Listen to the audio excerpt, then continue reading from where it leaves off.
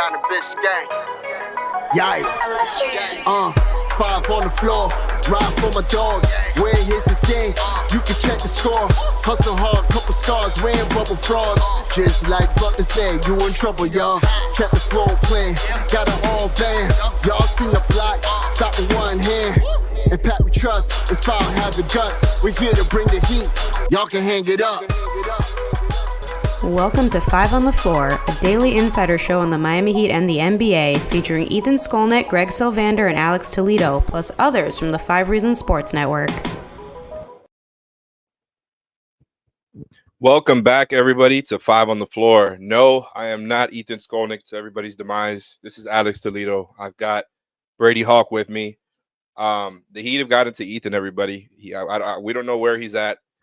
No, but in all seriousness, we wanted to do a defense episode. We did the offense episode a couple of days ago. This was supposed to come out yesterday before the Pat Riley interviews and the Bradley Beal interview with Mark Spears came out.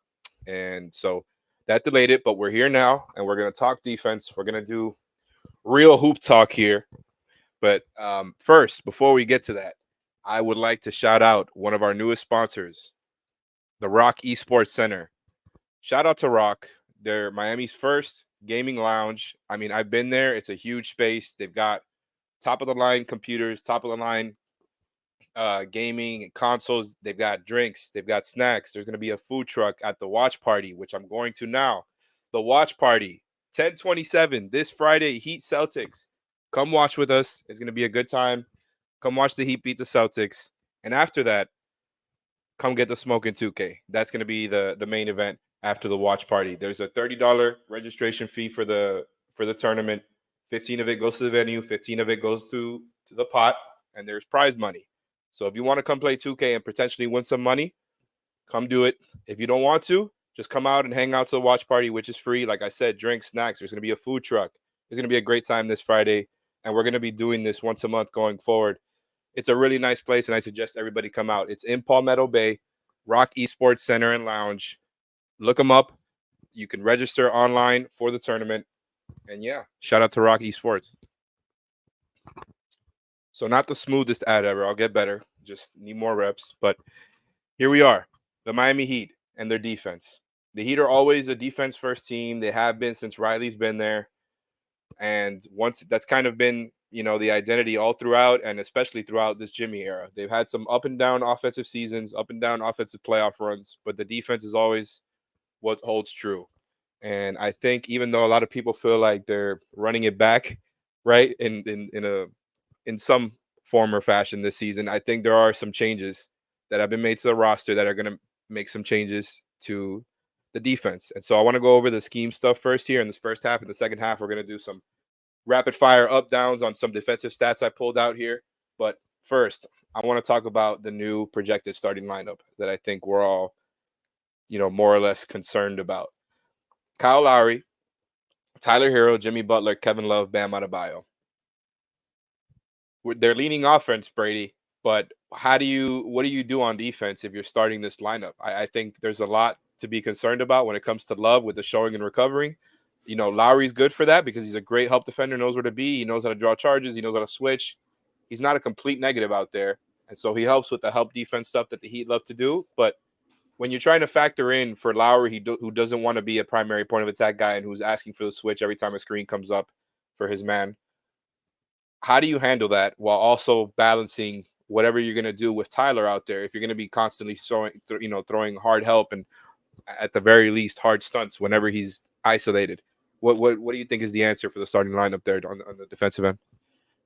Yeah, I think the big thing is you mentioned leaning offense. I don't know which way they're leaning. I think they're just leaning. They're just literally leaning. But it's not defense.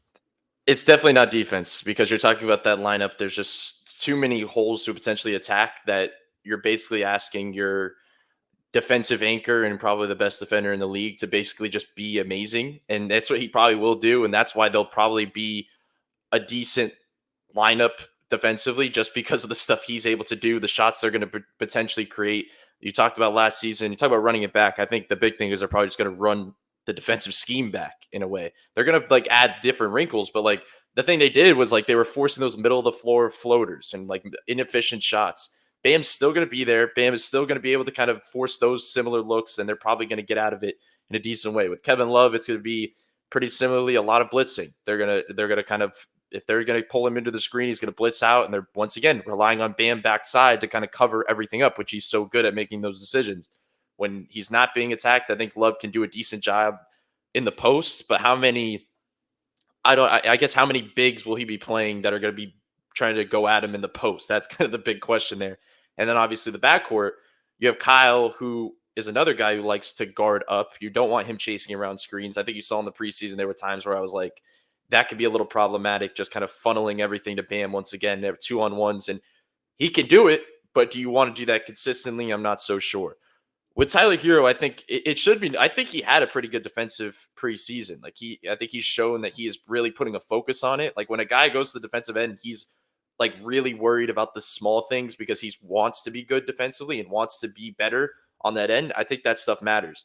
So like when we're talking about specifics, I think one of the things that they're going to do a lot of is try to like switch stuff off ball with him to keep him off ball, and not because he's a bad defender that they don't want him guarding the ball.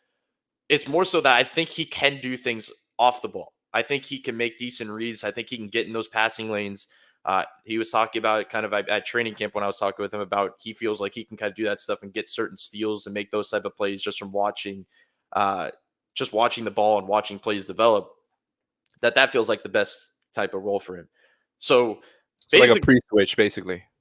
Pretty much like kind of anticipating a potential screen action and trying to switch that type of stuff. For sure. So that's the type of stuff you could do around Jimmy and Bam. I haven't even mentioned Jimmy, who I think is a given what he could provide. He's most nights probably going to guard the best defender when he feels like it in the fourth quarter. He's going to be averaging close to 2 steals a game just because of how good he is in the passing lanes. All of that stuff we know. But I guess the big thing will be, once again, let me just also note, like we're talking about this lineup and because it's really on paper does not look great defensively. But like just because it's the starting lineup doesn't mean it won't. It's going to be off the floor. Shout out off the floor, by the way. It's going to be off the floor by the 7-minute mark of the first quarter.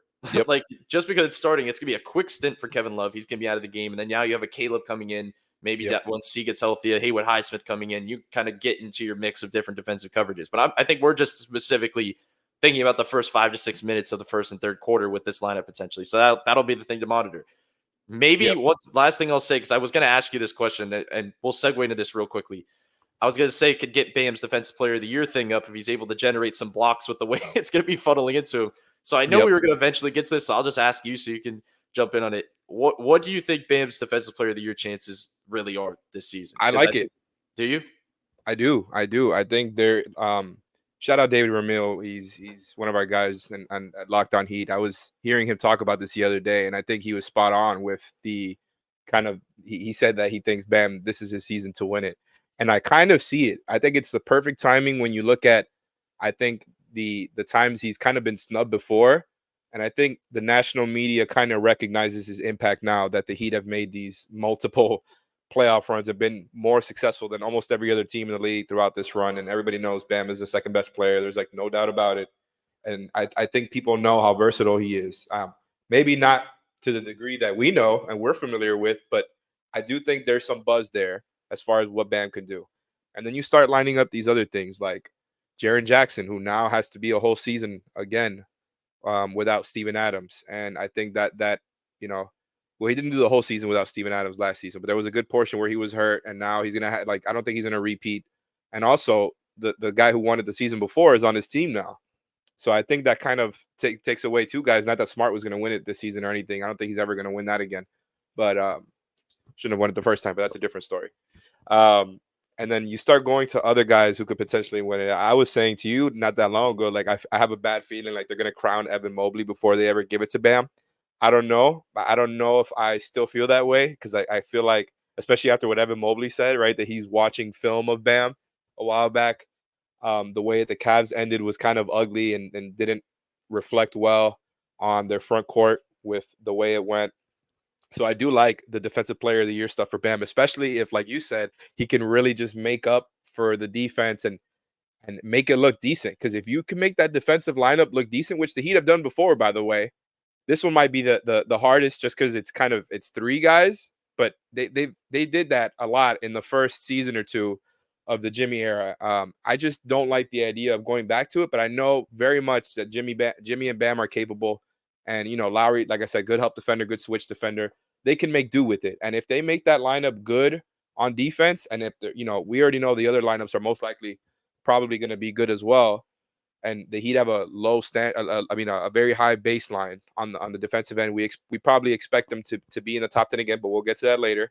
With all that, putting that together, I like Bam's chances. I think if the Heat have a pretty healthy season and finish somewhere in the top 5, and then they're like a top 7 defense, around there, top 5 defense, that's kind of the formula for Bam. Anyways, getting to the other lineups, because like you said, it's not going to be all about the starting lineup, but that is something that I was a little bit worried about, just to see how they're going to get through it. Again, putting a lot of responsibility on your 2 best players who you want to be healthy and not gassed out by the playoffs. I disagree, but I digress. It's not that big of a deal. Getting to the other lineups, they're going to have a lot of defensive versatility out there if they're going to be bringing Josh Richardson, Caleb Martin, and Haywood Highsmith off the bench. Now, I don't think they're going to be running a 5-man bench unit. They were probably more situated for that if they were going to bring Kyle off the bench, but that's not happening. And obviously Tyler won't be coming off the bench.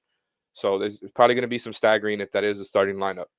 If you're just going to be staggering those 3 defensive wings into lineups, I feel like there should not be a bad lineup on the floor. That is the whole point of this functional depth, right? And I think there should always be lineups outside of that starting one where you have at least 3 very good defenders on the floor, because you have so much great defensive personnel.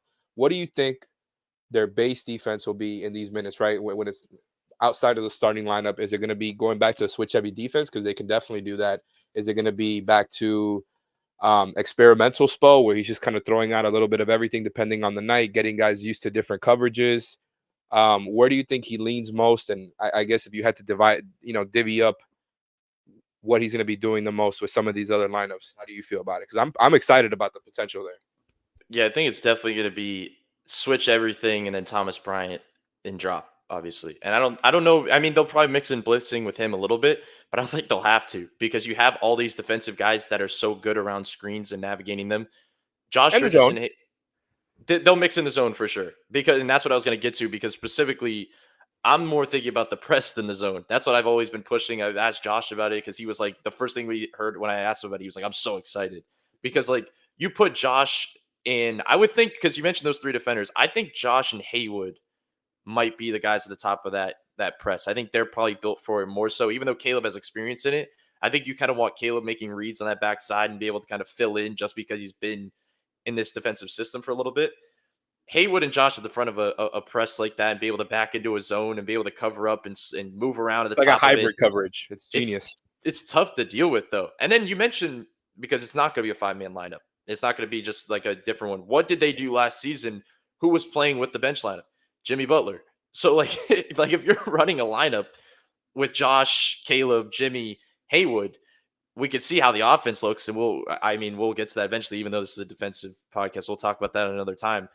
That's just a lot to deal with. That is a lot to kind of build off of offensively against that group, that I don't think they have to go to zone as much. Zone can now be what it was supposed to be originally, which is something to throw in for a possession or 2 at a time and kind of mess something up. When a team tries to get to certain actions, you're like, okay, throw a zone out for a possession or 2 and get them away from it, instead of just sitting in it for 5 minutes straight, which they were able to do at certain points. Now you could switch everything. There's no really mismatches on the floor. Thomas Bryant can sit back in that drop, kind of just contain in a way that I thought certain things he was even doing defensively. I think he's definitely going to get picked apart and drop at certain points, just with the mid-range jumper and kind of that stuff. But he's physical enough where I'm not worried about him like being picked apart down low, which has been the problem, I think, at certain points of their backup big, that I think they can kind of get to that. So for sure, I think as much as we sit here and talk about the issues maybe with that first lineup, that's why I'm so confident in this team overall defensively, is because, man, do they have guys on the back end that they can throw in. And then now we're talking about a potential, like even a guy like Jaquez, who we'll see what he looks like defensively, but he's physical. He's really good off the ball. I thought he actually moved his feet well in isolation in that first preseason game. So it's like he's another guy that can kind of be serviceable as well. I will say, to kind of make this timely, tomorrow's first regular season game, no Josh Richardson, most likely, no Haywood Highsmith, and Caleb Martin is in a limited role. So as much as we're talking about how good the defense can be when healthy, it may not be that tomorrow because they have guys that are filling in that are not the defensive guys. It's more so they better be able to score tomorrow. They'll be leaning offense for a little bit. They're definitely leaning offense tomorrow. But overall, when healthy, they have a scary group. And last thing I'll say is I'm just waiting for them to need a stop, and they can throw out Richardson, Jimmy, Caleb, Highsmith, Bam. I think everybody's just waiting to see that lineup specifically. And speaking of those types of lineups, because for sure I agree with you on everything you said, that I think we kind of know more or less what Spo is going to do with the backup bigs, with Thomas Bryant specifically. And like you said, you might not have to do it all the time as far as the blitzing or a zone. You might not have to do it as much this season with those types of units because you have other, you might have a great class of perimeter guys next to him. I mean, obviously, it depends on the lineup. I'm sure there's going to be Duncan and Tyler thrown into there in different lineups as well, et cetera. And like you said, Jimmy. So there's all sorts of different lineups they can get to. And the other ones that I'm thinking about is, because we've talked about wanting to see Duncan and Bam play together on offense and how they can maybe mess around with their rotation a little bit to make it work. But on the defensive end, if that's the case, I think you probably treat Duncan in a similar way that they treat Tyler on defense, where it's just going to be like a more attentive and early stunt at the very least. Sometimes they'll send two, but less worried about that and more about and I'm not worried is the wrong word. I'm less excited about that and more about just the idea of having Josh, Haywood, Caleb, and a group like that next to Bam, because then I feel like they can become more of a drop team. And I started to I really liked what I saw in the playoffs last season, that when they had to go to drop, they switched to it and they looked really good in it. So that's why I kind of asked you the question earlier on about what do you think they lean on? Because I was wondering if with some of their lineups, specifically the ones where you have multiple perimeter defenders out there with Bam, they might be able to do some fun drop stuff there. Just guys who can navigate around the screen and go over without dying on the screen. Bam there, obviously, I think they can really pick and choose between coverages better this season than they did last season with the amount of added defensive versatility, of course, when they're healthy. Because I think they can switch confidently with certain lineups, of course. They can drop confidently with certain lineups. We know about their press into the zone. We know about the blitzing. We know about the showing and recovering that they do with Kevin Love. They have a lot of things, a lot of buttons that they can press. And I'm excited to see the way that Spo mixes and matches this season based on lineups and based on matchups. Even though he does that more during the playoffs, I'm interested to see how they use that functional depth, which is what we kept hearing about. So now we're gonna transition to the second half of this episode. We're gonna do some quick rapid fire up downs on some defensive stats I pulled out, and doing my best, Ethan, here with the notebook. I probably haven't written in like a year, so my handwriting sucks, but anyways, I want to shout out another sponsor here. And after we get back from this word, more defensive stats. Shout out, man. What that means: touchdown dances, Sunday tailgates, and epic fantasy showdowns. But fellas, let's not forget the real MVP of the season. Introducing the all-new Beard Hedger Pro Kit by Manscaped, your ultimate luxury beard grooming experience. This kit is your secret weapon for staying sharp on and off the field. Don't fumble this opportunity. Head to manscaped.com and elevate your grooming game with the Beard Hedger Pro Kit. Join the 9 million men worldwide who trust Manscaped. You heard that right. 9 million men, or 109 MetLife stadiums. We shouldn't be talking about New York. So go to manscaped.com. It's not even New York, it's New Jersey. Go to manscaped.com and get 20% off and free shipping with the code 5RSN. Again, 20% off and free shipping with the code 5RSN. Your grass is not artificial. Keep it shaved with Manscaped. Football season. All right, so at least Ethan is here with us in spirit there with that ad read. But just makes me feel a little bit more comfortable here. Anyways, there'll be more of Ethan coming soon, but one more segment of me talking, I promise you. I'm going to try to allow it up to Brady more and not speak so much, but we're going to do some quick Brady making me laugh here.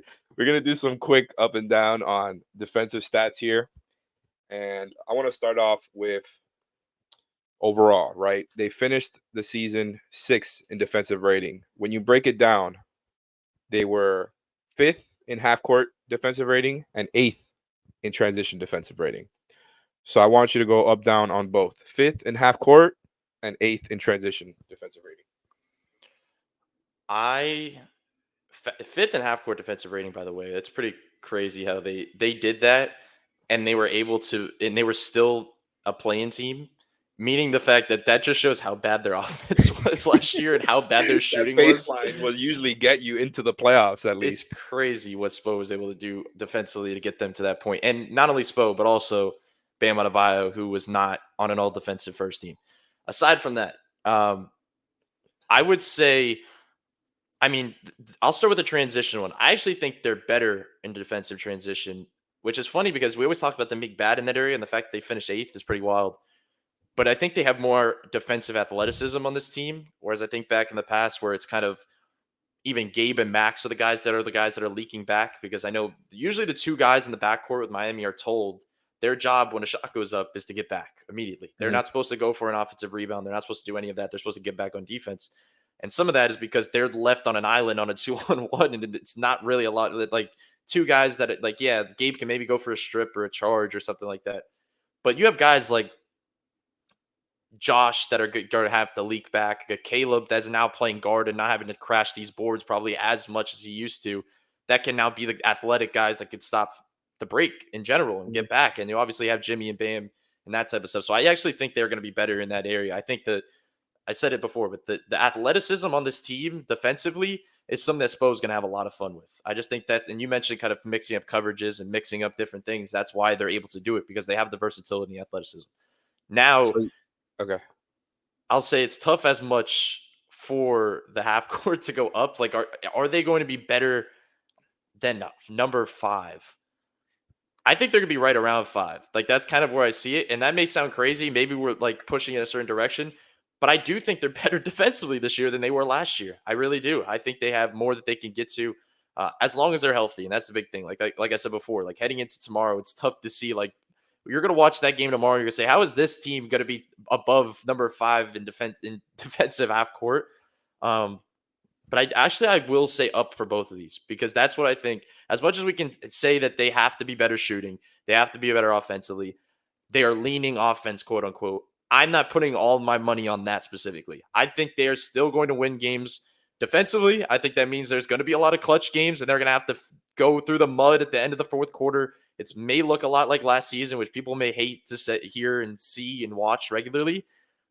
But defensively is where they're going to hang their hat like they always do. And when it comes down to the fourth quarter, we're not talking about Kyle Lowry and Kevin Love lineups anymore. Kyle Lowry may finish some games. Maybe he's kind of doing certain things. But they're going to get to the lineups they want to, where there's potentially four defenders, above average defenders on the floor. And that, I think, ultimately will lead to a top 5 defense in basketball. Yeah, I feel you on everything you said, because I feel like it is harder to get better than 5th. And then so I pulled up the teams really quickly that are above them last season, that finished above them in overall defensive rating. And it's Cleveland, Boston, Memphis, Minnesota, and then Milwaukee. So Boston may drop out as well. Milwaukee might drop out. True.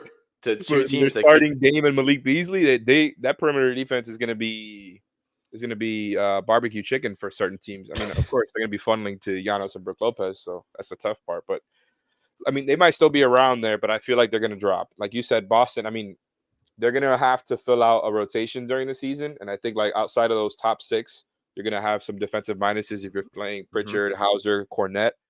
I mean, they could play some of those wings they acquired more, like O'Shea Brissett, Lamar Stevens, maybe even Delano Banton. Like if they decide to go a little bit more wing heavy, I feel like Boston could stay up there. Cleveland added Strus, and they're going to start him. No hate towards Max, but I don't know how much it's going to help their overall defense with Mitchell and Garland. Yeah, exactly. That's exactly my point. It's not. But they had those guys last year, and they were able to be the number 1 defensive basketball. So I don't want to discredit them, because I think they still probably could be up there just because their system is with Mobley and Allen makes sense. Yeah. But it still points out Milwaukee. the fact that it's not crazy to say. Yeah, in Milwaukee, obviously they lost perimeter defense because they just traded Drew Holiday, so they could very easily drop out of that mix. So I don't think it's crazy to say that Miami could move up. You're bringing up those teams actually made me feel a little better about it. And then, Boston did add Drew Holiday, but obviously they we know the context where they traded. Marcus Smart is not there anymore. They lost Grant Williams, who I think is still an underrated part of their formula, even though Joe Mazzulla was like shooting himself in the foot last playoffs by not playing him for a while there. Memphis, who was above them, added Marcus Smart. And I think losing Steven Adams for the whole season is going to hurt. So I think there is potential for them to go up. All that is to say, I agree with you. I think the roster is better defensively. And as much as that starting lineup might do their best to bring down that rating, I'm joking about it. Like you said, I don't think it's a big deal. But I do agree with you over on both. It's hard to go under, even though 5 is really high as it is. So next. Oh, what about this? Quick yes or no. 6 was the total as far as overall defensive rating. Yes or over or under? I'd go over. Okay, I was going to say just because of what we said before. Go under. Yeah. Okay. So the Heat allowed the third fewest shots at the rim by percentage last season. We know it's a scheme thing. We know that's their game plan.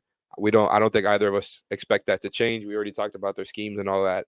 Do you expect that number to go down, as in even fewer shots allowed at the rim, or a little bit more?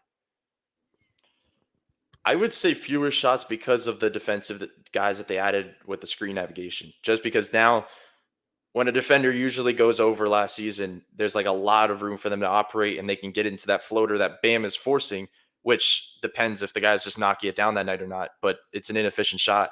Now that you're going to have a guy like Josh Richardson or Haywood Highsmith or whoever is coming around that screen that is attached to your hip. And I've watched a lot of Josh Richardson this preseason around screens, and it's like he's not really altered by it. Like he finds a way to, like, even if the screen is a good screen, he'll get right back to your hip and he's bothering you again. And he could kind of throw off that shot. So even if you're getting to that inefficient floater, it's a tough shot now, like all of a sudden. So I think those little things could actually help their case, and there'll probably be a little fewer of those shots because now you're probably spraying out some more threes at that point because the defense is a little better in that range than it was last season. So I could kind of see the case for that to happen. And they've talked about it even heading into the season that's their game plan. Like those are the shots that they want. And that's what made them, a number 6 defense last season. It's interesting because, I agree with you 100%. They're not going to change that game plan. They're going to be really good at, disallowing shots at the rim once again, which has been, a running theme throughout the Jimmy era. That's just kind of what they want to do. But it's interesting you're talking about some of those floaters, because I think what you're talking about and the screen navigation is going to affect this next stat here, which is that they finished allowing the 14th most, so middle of the pack, mid-range shots allowed by percentage. So I think if you're counting on the screen navigation to be better there, and there's less kind of open space there in the middle of the floor, would you also say it'll be fewer mid-range attempts allowed there just from some of those easy floaters not being there as often? Yeah, I'd say so. I mean, I know we were going next with the next set, so I'll save what I was going to say for that. But it does make sense that if the screen navigation is where it's supposed to be, that there's going to be more of a kind of, I don't know. I think there might be, there's going to be less of those shots, it feels like, because they're going to force them down into that floater range. And before I get to it, because I know this is supposed to be rapid fire, I think you're going to lead into the threes in a second. And I think the big thing here is, and we're going to see kind of tie in with the mid-range and the three-point shooting, is there's probably going to be maybe less helping down from threes. Like they're not going to have to help off as much as maybe they did before, specifically when they're in the correct lineups, like in the fourth quarter, that type of stuff. Like they're going to have to do a lot. Like we were talking about at the beginning of this, they're going to have to do a lot of helping in the beginning of games, like where Bam and Jimmy are going to have to cover up.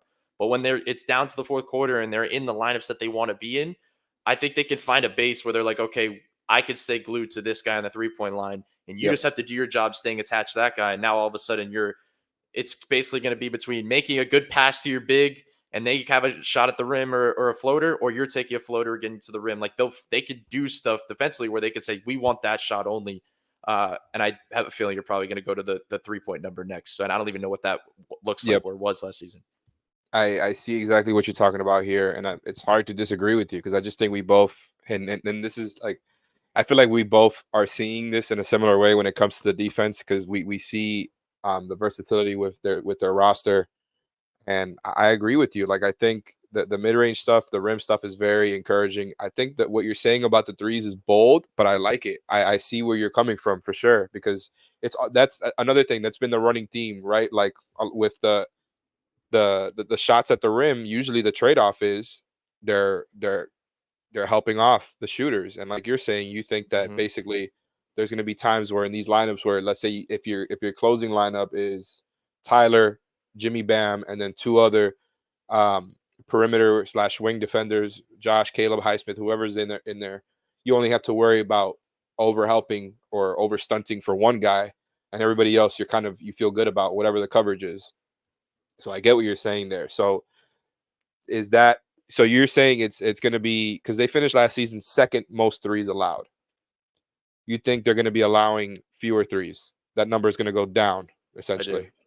Okay. That would be my one. I mean, it's tough. I mean, this is another one of those though. How are we going to say more than second? Like, it's a tough. Like, this is an easy bet to go under, but I really do believe it. That I think they're eventually going to get to the point when healthy that they don't have to as much. And like sometimes they're like, if Jimmy's on a certain guy where they purposely put him on somebody to help over, that's different. Yeah.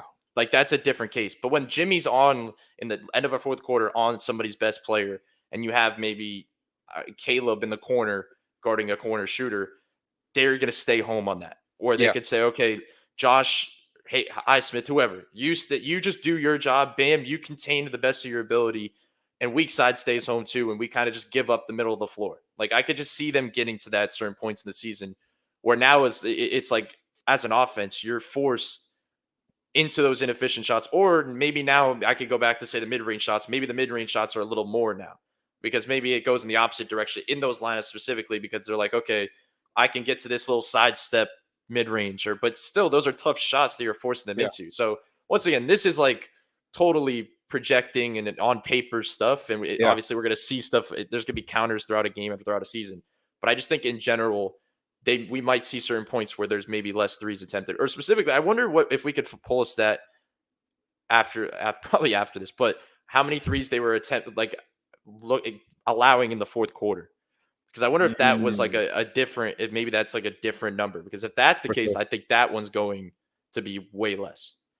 I see what you're saying. So the one thing I will counter with is that if you're helping off less, if you're not helping as much away from the shooters, and you're staying home, like you're saying, which I agree with, I think it's a good idea when you have those lineups out there to kind of switch up the game plan a little bit, throw teams off, and just play into your strengths. Completely feel that.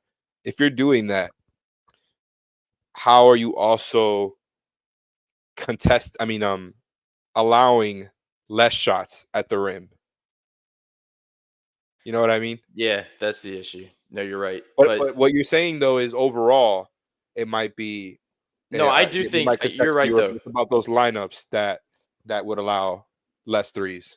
I think I would say there's probably more shots at the rim now that I think of it, just because of that and the stuff that I was talking about before with the initial lineups, where it's like funneling everything to Bam, where there's those 2-on-1s that we were saying Bam could kind of rack up some blocks. Yeah. Whereas like I think there will be more shots at the rim, and the way this is obviously the mid range is what goes up basically. They're allowing more of those mid range shots, and teams to take those shots in the middle of the area. I mean, the middle like those short floaters, but maybe it is more at the rim as well, and maybe it's just trying to force inefficient shots at the rim and saying Bam is that good, even though Bam's biggest strength maybe not be interior defense in general. Like, I think Bam is maximized by doing everything, which is why he's going to do everything. He's going to be mixed around everywhere. This is not going to be a linear thing where he's sitting and drop and just contesting shots and trying to get some blocks. Like, that's not what this is. But I think we're saying, we focused on that starting lineup at the beginning, and now we're kind of thinking about like the closing lineup, whereas in a closing lineup, I think that's what they'll tell Bam more so, instead of like switching out as much, which people hated. And then now you're worried about the rebounding and all this stuff, because you're probably going to be in a much smaller lineup. Like, you don't have Kevin Love at the end of a game. You're going to be in a smaller lineup that you're going to need rebounding. I just think there's points now where they don't have to switch Bam out at the end of a game, whereas before they did. As much as people criticize what they did with Bam and switching him out, I personally believe that they had to do it a lot of the time, because they had guys that were going to have real trouble on the perimeter. that they kind of had to cover that up and cut that head of the snake off. Whereas now maybe they don't have to do as much. Maybe it makes things a little easier for Bam, but Bam's still going to be doing everything. Yeah, he's gonna put together a hell of a resume for Defensive Player of the Year this season, as you said. Especially they're gonna be funneling more to the paint for him, which I agree with. Like, it makes sense. You have more, you can do more with this season, and I think that's kind of what we come down to. So I've got 3 more. We're gonna do these rapid fire for real. They finished 4th in defensive rebound percentage. The Heat did. So as far as, them being so small and terrible at rebounding, which felt like was a narrative for a lot of people because of, the height of the team, especially when they were starting last season, Kyle and Caleb, and then Gabe and Caleb, and those types of lineups along with Tyler. They were small, but they did a damn good job making up for it on the defensive boards. Do you think that number will go up or down? This is one of those random stats too that you can't really predict. I feel like it's kind of game dependent, but I probably would go under. I would go less than. I think that number goes down a little bit.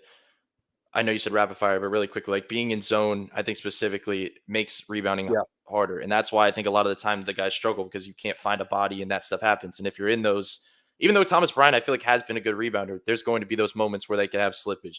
At the end of the games, the lineups we're projecting are going to be smaller. So maybe the rebounding goes down a little bit. There's just certain the points.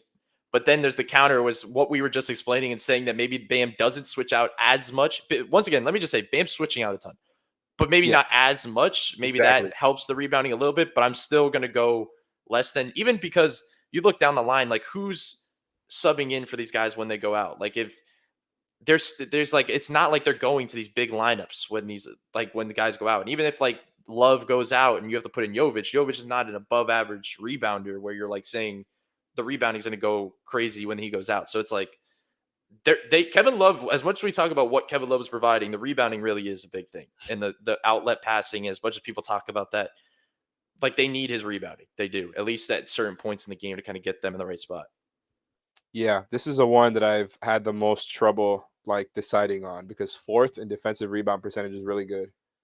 And having Love for the full season and having more defensive wings that you feel good about, I think will help with the group rebounding strategy that they take it on. So I'm kind of undecided on this. It's a cop-out answer because I think 4th is really good, and I feel like they got, they kind of helped themselves with what they did as far as comparing to last season with the rebounding side. But like you said, and I think if like you said, if you're switching a little bit less, I mean, you're still gonna be switching a lot, but if you're switching a little bit less, if you're zoning a little bit less, that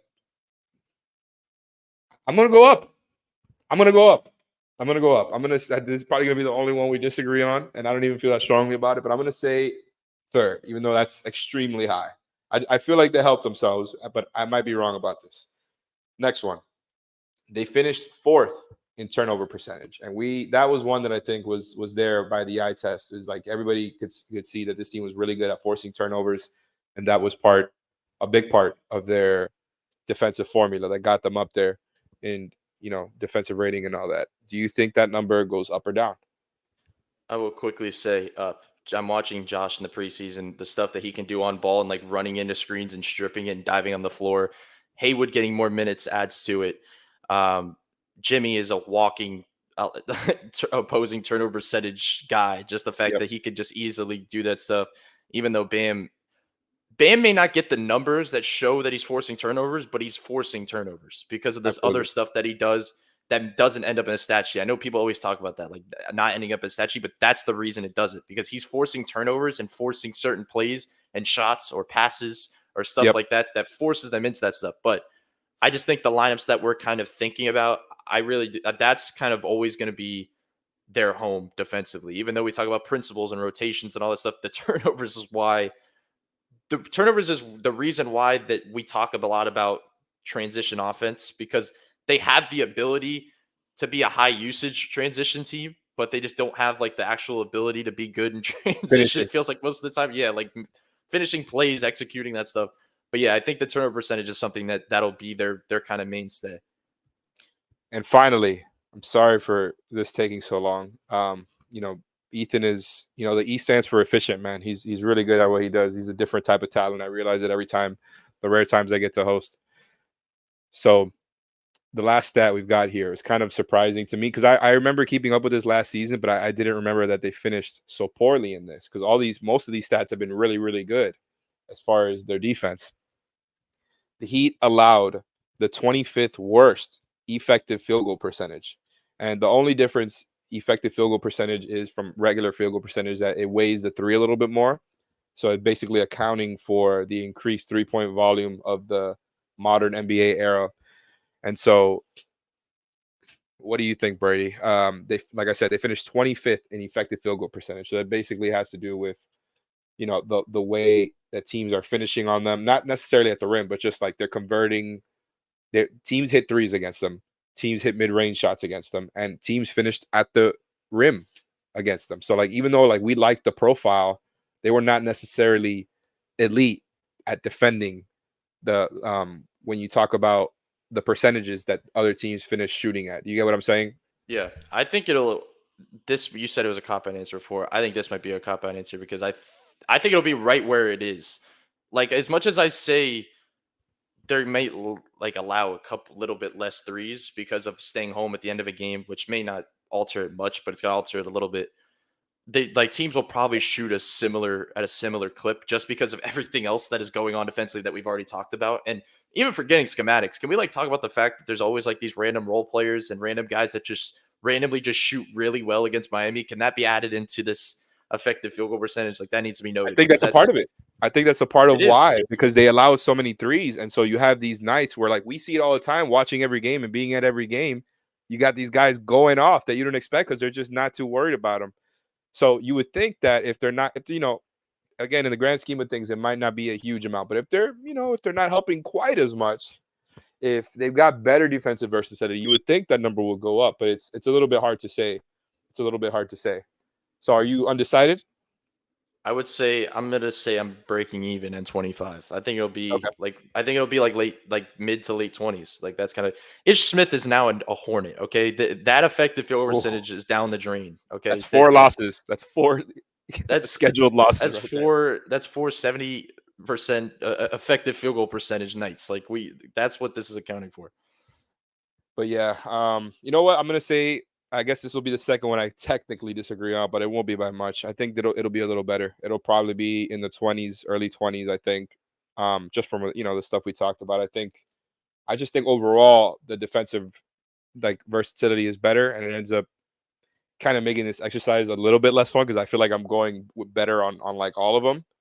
Oh, I actually just realized I forgot one. So let's do this last one and then we're out of here, guys. I promise. No more advanced stats.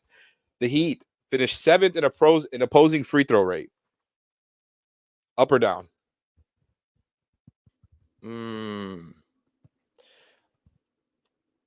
mean, I think they'll probably allow a good amount of free throws. I think so. So you're saying 7th means they were 7th best? That they allowed the 7th most or the 7th fewest? Fewest, I believe. Let me double check that because now I'm second guessing. What do you do you think in general while I check this that they foul more or foul less? I think they foul more probably just because of the aggression and the physicality of their defenders. As much as we could sit here and talk about the Josh being a good defender, Haywood being a good defender, these guys going around the screens, being more aggressive around screens and being these screen navigators means you're probably going to make contact more. Means you're probably going to get called for when you're attached to the hip, they're going to bump you and you're going to get called for a foul. As opposed to switching, which is not as physical, you're saying. Yeah, you're where you're just flattening things out and then all of a sudden a team is attacking a switch, backing it down, making a pass. It's a lot simpler. And then it sounds terrible, but... So yeah, they fouled the 7th least, just to confirm. Okay, so... When you compare it to amount of field goals taken, by the way, it's a ratio. Which free throw rate is a ratio that compares amount of free throws taken to field goals. So according to that stat, Heat fouled the 7th least. So it's basically accounting for their slow pace. So that goes up, in my opinion. I think that goes up a little bit just because of the physicality and stuff they just talked about. And to finish off, it sounds terrible, but Duncan Robinson's getting more minutes, and he is always going to get called for fouls. I'm thinking about that specifically. Yeah, he's going to put a hand on you once in a while, and they're going to call it. They don't shy away from calling that immediately. So I definitely think that is one area. I think that's probably my most confident answer. I think that one goes up a little bit. I'm with you there. You sold me into it because I wasn't really sure about that one, but you sold me. I think it's true. If you're going to be doing that, fighting over screens more, it's more physical. Um, I agree with the Duncan part. Uh, I mean, you know what I will say about Love is you think he'd kind of factor into this. You think he'd be out of place a lot, trying to like recover on the show and recover, or maybe trying to fill the gaps on defense. But he was actually pretty damn good at that in the playoffs. And maybe it was some of those bigger lineups that they were facing that definitely helped with that matchup wise. But I think in general, Love did a good job filling the gaps, and I feel like that's one where like a full season of him, I would have expected him to maybe contribute. But I'm not as that's a random thing. That's not really as important. Overall, I think they're going to foul a little bit more. I agree with you. And that's it, guys. No more. I ran out of defensive stats here. I think it's a hard one to quantify overall. So I did my best to try to break it down into aspects of defense. But honestly, this was fun. We really get to dig deep when Ethan isn't here. It's not as structured and organized, which I don't know how Ethan does it without even preparing for the show, how he keeps it so organized and efficient. It's truly incredible. Anyways, Ethan will be back soon. Thank you, Brady, for joining me. Shout out Rock Esports. Once again, I'm going to tell everybody, make sure to come out on Friday for the Heat Celtics game. Big game. It's a really big space, really nice space. And come register for the 2K tournament, which is going to be right after the game. I'm going to do a quick podcast hit after the game, and that's going to be a live pod going forward. Not this time because Ethan won't be there, unfortunately. I'm going to be hosting. But the tournament is going to start as soon as the game ends. It's going to be a fun time. And like I said, we're going to be doing this going forward. Shout out Rock Esports Center. Shout out Manscaped. And once again, look out for our other episodes. We did one yesterday on the Pat Riley interviews, with Bradley Beal saying what he said to Mark Spears. We did another one the other day on the offense. We did another one the day before on the Drew Smith decision and Lowry starting and how we feel about that. So if you missed any of those, go check it out. And also, just to prepare everybody, as you know, as we've talked about before, the Windows service will be shutting down at the end of this month. And at the start of next month, November 1st, we're going to have our Off the Floor Discord server set up for everybody. There's going to be a lot more content. It's going to be the same stuff we were giving you on Off the Floor, except a lot more. So expect that. There's going to be added video and writing content from our Heat group here. There's going to be group chat channels for you guys to interact with each other. We'll obviously be chiming in there as well, so you'll be interacting with us more. There's going to be different channels on there, and we'll give you more specifics when it comes out, but there's just going to be a lot more ways to interact with the fellow Heat fans on here that isn't quite as toxic on Twitter. Everything is streamlined, and everybody's familiar with Discord, man. Discord is the wave, and I'm excited for the added stuff that we're going to be giving you, the group chats, everything that's coming along with it, all the content. So look out for that. I promise you I'm done talking now, and Ethan will be hosting soon. Thank you all for tuning in, and have a good day.